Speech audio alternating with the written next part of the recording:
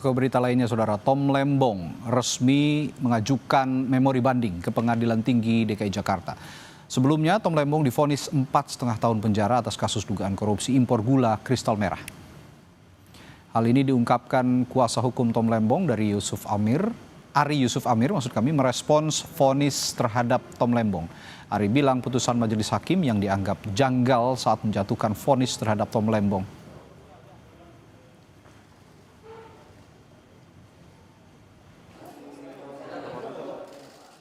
Resmi mengajukan memori banding tertanggal 29 Juli kemarin.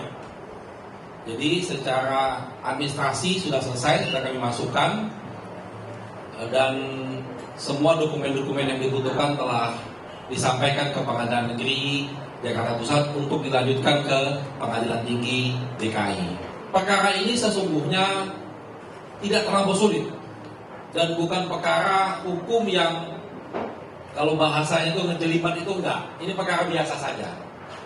Perkara biasa saja, dan juga pemahaman hukumnya juga pemahaman hukum yang mungkin standar-standar saja.